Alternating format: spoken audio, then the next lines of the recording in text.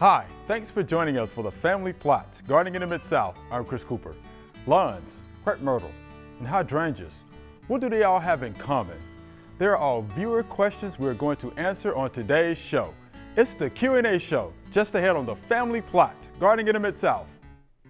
Production funding for the Family Plot, Gardening in the Mid-South is provided by the WKNO Production Fund, the WKNO Endowment Fund, and by viewers like you. Thank you.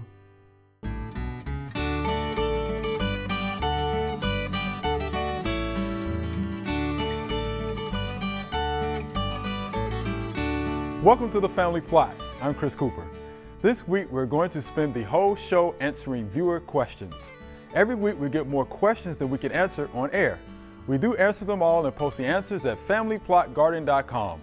Let's start off with a question about peaches. I have some 10-year-old peach, plum, and apricot and nectarine trees. Before the fruit is half grown, it shrivels up into a hard brown piece of garbage. I haven't sprayed them the way I should, but it's hard to believe that they would be so bad just missing the right time to spray. How can I keep my fruit trees from producing hard little brown fruits? And this is from Daniel from Ortewa, Tennessee. Ortewa. You know what that is, Mr. D? Not a clue. Mr. Rick, Ortewa, Tennessee. Close to somewhere that had an Indian village once upon a time. Yeah, how about that? But yeah, so he has the little hard brown fruit. Yeah. You know what that is, don't you? I do know what it is, and Daniel, believe it. You have to spray peaches, plums, and nectarines in order to get fruit that are free from a disease called brown rot. Right. And those little brown mummies that you have are probably the result of brown rot, the brown rot fungus. It's going to happen, you know, and it shouldn't be that hard to believe, really, you know, because it's anyone that has tried it on a home as a homeowner or on a commercial level, they've learned that these cover sprays are critical to control and manage that disease. And follow the schedule. That's right. Follow the schedule. And I'll go back to the schedule. Right, go back to the schedule. Right, go back to the schedule. And it's we need to be. You're late already. Yeah. The peach trees are blooming. Yes, they are. Captan fungicide is recommended on the UT peach, plum, and cherry home orchard spray guide. Captan is what's recommended during bloom. Do not use insecticides during bloom because we don't want to harm the honeybees, the pollinators. Right, sure. After all the petals have fallen, then either Captan or sulfur or chlorothalonil.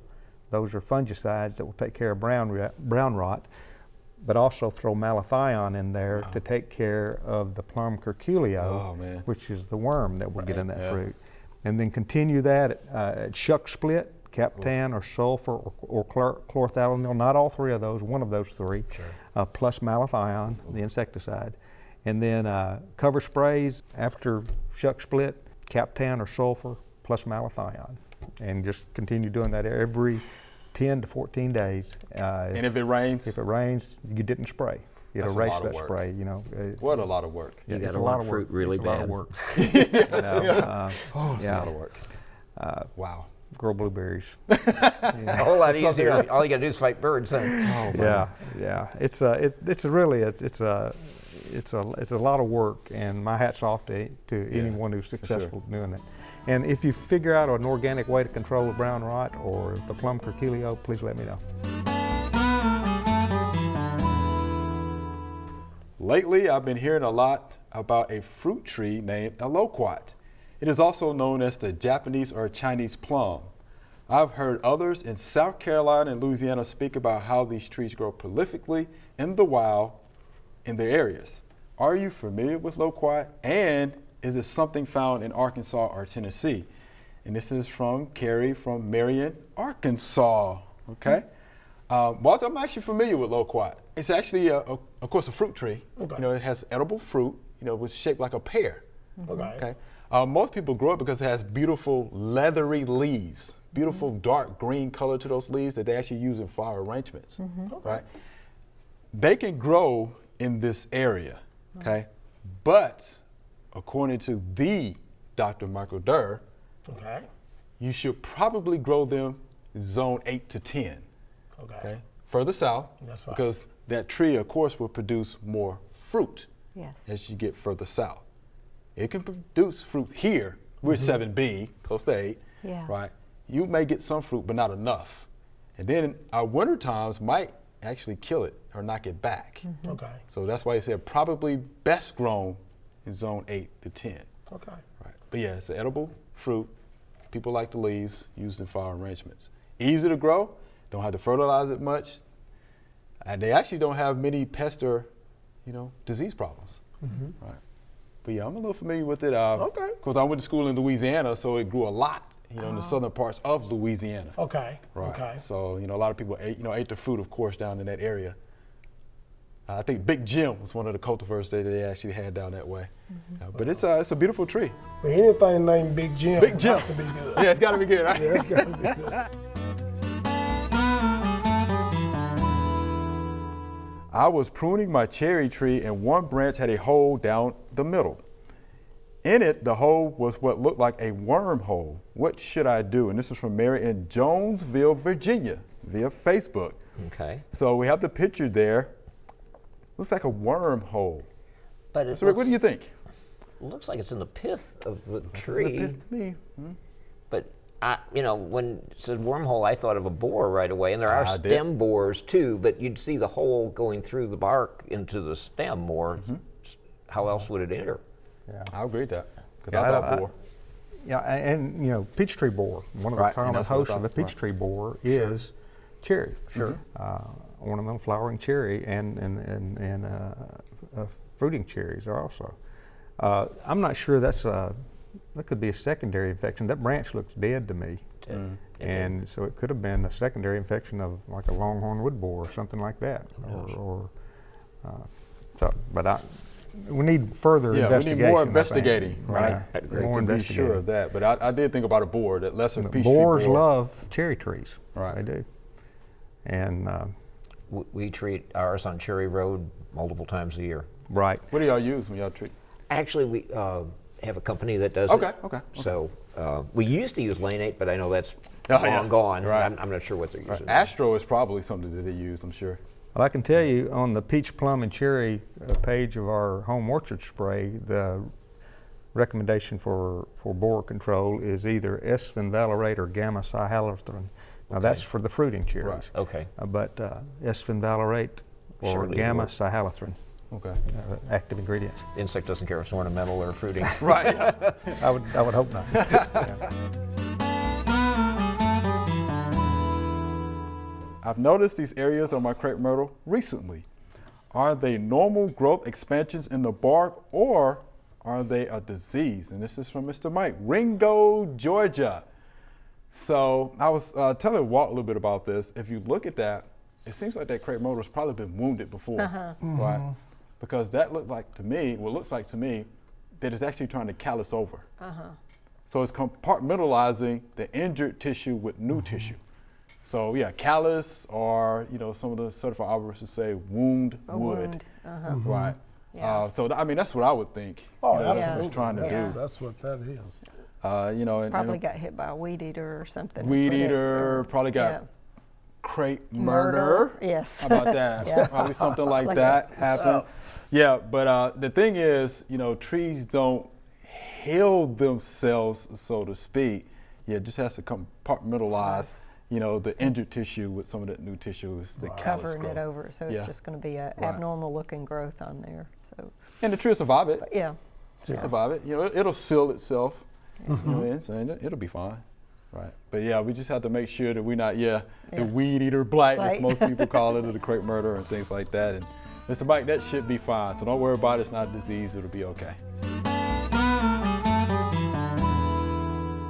Recently, during a very rainy period, I noticed one pine tree had a white soap suds looking substance streaming down the trunk of the tree. What is this? Is it bad for that tree and other trees nearby? And this is from Kathy from Dandridge. Okay. So we actually know what that is. Yeah. And I've seen it before. Yeah, So I why don't have. you tell folks what is it? It's bacterial slime flux. Slime flux. Right. Yes. Okay. And it doesn't happen just on pines. It'll get on Yeah, a lot of yeah. trees. But in the name bacterial, Yes. which means we don't have bacteriicides, we have fungicides. So there's not a whole lot to really spray on it. As far as hurting the other plants, trees around there, no. Usually it's caused by a wound or something injury to the tree, and that's the tree's response to it. Yeah. The slime that's going down can, though, because it is a bacteria, can affect and kill lichens and moss and maybe grass at wherever it goes at the base of the tree. But given time, the tree will actually compartmentalize that.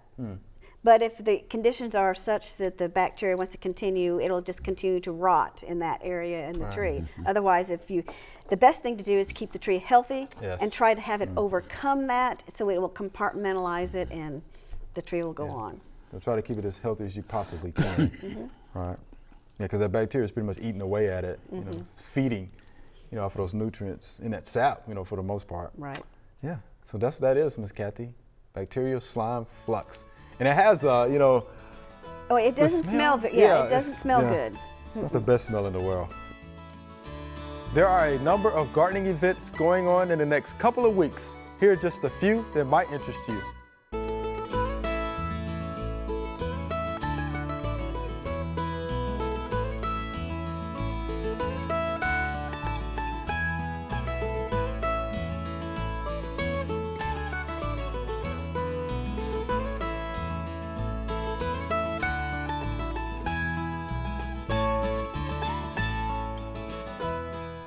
We love all the questions sent in by our viewers. They keep us on our toes. This week we are catching up, showing you some of the questions we did not get to air because of time. We continue with a question about snails. What is the best way to get rid of snails? Don't we hear that all the time? Because they are devouring my bedding plants. And this is from Yes. Shirley from Bartlett. Those snails, and guess what? You're gonna see a lot of them anyway because they like dark, wet conditions. Guess what it's been for the last 5 or 6 months?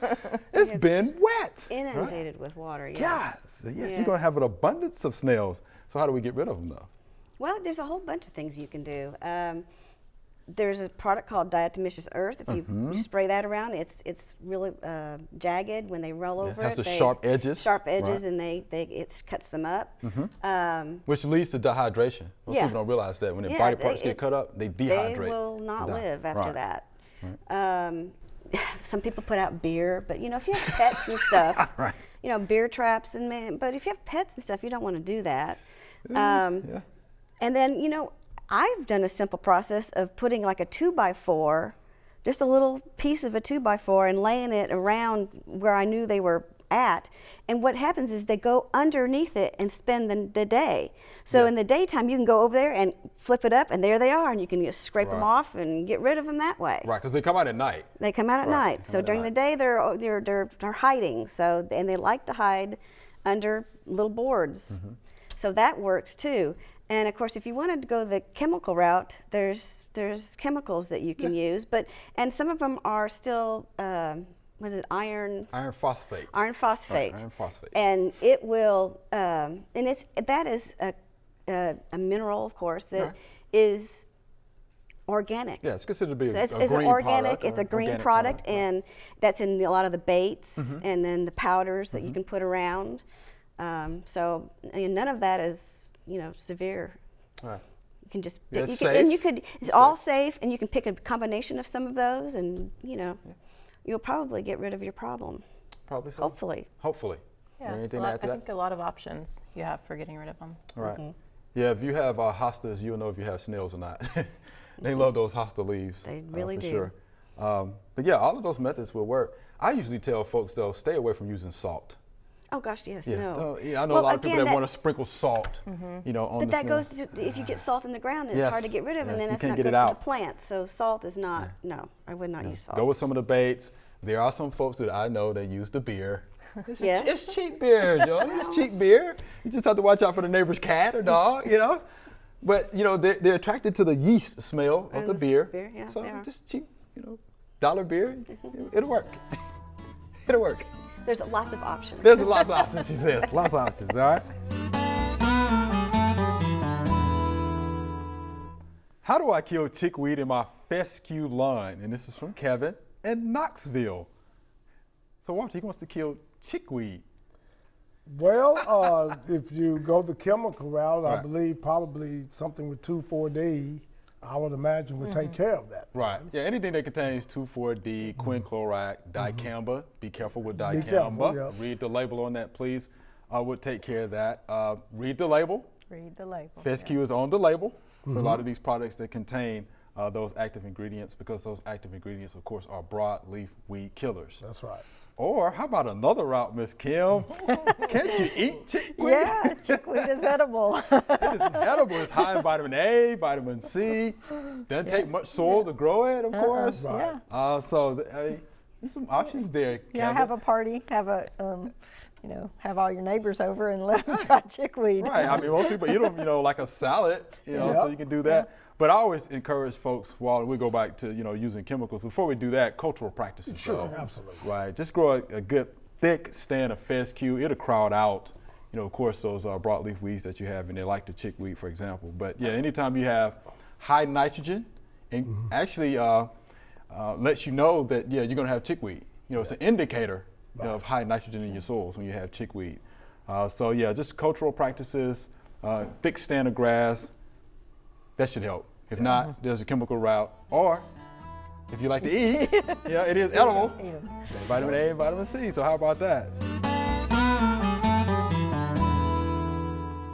What type of tree is this? How about this? Bees love it, but it has no smell. And this is from Jerry from Clarksville. Mr. Jerry, guess what that is? It's the honeysuckle tree. You can look at that. Yeah. Yes. It's like, honeysuckle. Yeah. And I'm sure we all have fun memories Yes. of honeysuckle. But Oh, it's the yes. honeysuckle tree. Yes. All right. Some of your honeysuckle are invasive. Yes. Yes. There's a tree, Amur, which is a very invasive honeysuckle tree. It can get out of hand. I'm just saying. If you Okay. want that tree, you Okay. can have it. If Yeah. you want out tree, you can't have the tree.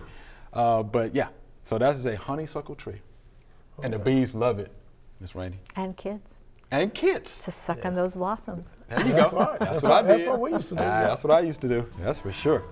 All right, Mr. Jared, thank you for that. Honeysuckle tree. Yeah, it takes a little bit of that. It's pretty good. I am trying to plant clematis seeds. I have done everything, but I'm not having any luck. How do I get clematis seeds to grow? And this is Mary from Horn Lake, Mississippi. Okay, What do you know about that? clematis seed are hard to germinate, first So of they're all. hard, They okay. are. They take a long time, and they have to have at least one, and some of them multiple freeze sessions to be able to germinate. wow, okay. So the quickest you're going to get them up is probably 6 months. Some of them take up to 3 years because they have to go through that many growing seasons of warm temperature, freezing again. Now you can do some of this if you want to put them in the refrigerator, leave them, Okay. then put them in the freezer overnight, take them back out the next morning, put them in the, let them thaw again, and do it manually. But it's a lot of work. What I would do would be just find you a good container that drains, put your soil in there, sprinkle your clematis seed on top, cover them lightly, and then put a piece of screen across the top of it. That'll keep the weed seed out and keep other stuff from coming in. And just stick them up underneath a flower bed somewhere. Most vines come up in the shade of other plants. Then they go through it, canopy out on the top and get in full sunlight. But they germinate in the shade. So if you'll put them in that whatever container you got, just stick them up behind the flower somewhere and forget about it. It's kind of best if you just dig into the ground a little bit, sink it, and just so that water gets in there and can flow back and forth depending on how much is in there. If you've got holes in the side as well as holes in the bottom, then when it rains, water will get out of it if it needs to. I got you. And then water can get back into it if it begins to dry a little bit. But just forget about it and see how it does. And then next spring, check them. see if you're getting any growth. If not, just leave them there and let time take its toll. Now, some varieties, you should be able to tell if it's a viable seed. They're plump. Okay. I mean, you can look at one that doesn't have viable seed and one that does and really tell a difference. So, if you've got good viable seed, just be patient, okay? It probably will happen. 6 months. At about least 3 6 years. months. At least 6 months, yeah. So, And you got to be patient with that. yeah, it's a whole lot better run down to, buy you one for $9 and plant the thing, and you know what color you're going to get. Right. Because chances are a lot of the hybrids are not going to come true anyway. Okay. So, it's fun, but it takes a long time. We have a Lemon Daddy hydrangea that is very leggy. Can I prune it? And if so, when and how? And this is from Margie from Germantown. All right, I'm familiar with Lemon Daddy. Yes. All right, it's a big leaf hydrangea or microphylla. Okay. That makes a difference. Okay, big leaf microphylla means it should have already been pruned. Should have been pruned late winter, early spring. Okay. If you wait to now, guess what? You're decreasing the blooms that you'll have for the next year. Okay. Because they bloom on new wood. So you have to be careful. Yes. Okay. You got to be careful. I'm learning so much. And the thing about that is, I don't have a Lemon Daddy hydrangea at home, but I do have some at home. I usually cut mine back, about an inch or two, from the ground, and Yes. that's fine. Yes, I was just going to add that when you cut it, Yeah. when you do prune it, prune it at the proper time. Prune Right. it back. Yeah, I just take knock it down. back pretty Yeah, good. Yeah, it yeah. comes back real good for that. But again, with the hydrangeas, it's important to know which kind you have. Right. Some old wood, some new wood. Right. Some are going to be late winter, early spring. Others are going to be after it blooms in July. Right. Before August the 1st, usually. Yes. So you have to know, Miss Margie, which one you have. You have the Lemon Daddy microphylla. Should have already been pruned. How do I get my hydrangea to bloom? And this is from John. It's another question that we get often at the Extension office. So Okay. what do you think about that? Usually it's because it's in the wrong place. Ah, We talked okay. about earlier how our ground here tends to freeze and thaw repeatedly. Hydrangeas do much better north of here or south of here than they do here. This is the Okay. worst place to Wow. try to grow them. Better north, south. Better not north here. or south. If the ground Interesting, stays yeah. frozen, they don't sprout until after it gets warm. Okay. If the ground never freezes, they bloom without much damage because there's usually not any frost. Right. But here we typically have a frost when that ground's beginning to warm up. And if that bud, even though you cannot see a flower, if you're seeing green and get a frost on it, it will blast that flower apart inside that bud. And when it opens up, leaves out, looks beautiful, but you get no flower. That's the reason here we've always told people to plant hydrangeas on the north side of the house. Had nothing to do with the shade, had to do with that being the coldest ground and the last to warm up in the spring. That delays that bud swell, and so you're much more likely to have flowers. Now, a lot of the newer ones are rebloomers. So okay. you actually, if you lost your first one, you'd get a second crop of flowers a little later. But even there, they're not the number or the size or the quality of the ones you get early in the season. Okay. So, usually that's the issue. It's just in the wrong place. Avoid morning sun if at all possible. I'm going to put you on the spot, though. All right. Okay. But what about pruning? Okay. All right. Can we talk a little bit about pruning? Absolutely. When to prune? Right. Which type? Okay, Which variety? if you're talking about the ones we call mop heads Okay. here, the blues, the pinks, and that sort of thing, Okay. okay? Let them, when the flower just begins to pass its peak, okay, it's beginning to lose its color, that's the time to prune. That's reach way down in the plant and cut those canes off just like we would do in Andina down low Okay. and let them fill back up through there, okay? You cannot prune it anytime after about July 1, okay, because then the buds are actually beginning to form for the following year.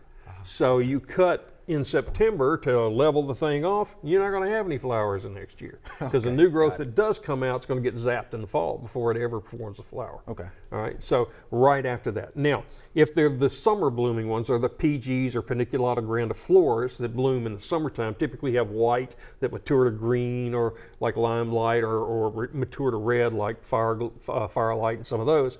Those bloom on first year wood. Okay. So right now, I just pruned mine about a week ago. Okay. Early in the spring, cut them off the ground. Wow. They will get 6-10 feet tall by the end of the season and have these magnificent, huge, big flowers. Okay. If you don't trim them back, you'll get more flowers, but they tend to be really small ones, clusters of small like that. So if you really want the spectacular flowers, whack them off just like you would a butterfly bush, 8 to 10 inches off the ground, and they'll come right back for you and bloom great. Remember, we love to hear from you. Send us an email or letter. The email address is familyplot@wkno.org, and the mailing address is Family Plot, 7151 Cherry Farms Road, Cordova, Tennessee 38016.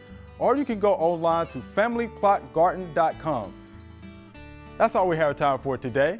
To get more information on any of the questions we answered this week, go to familyplotgarden.com.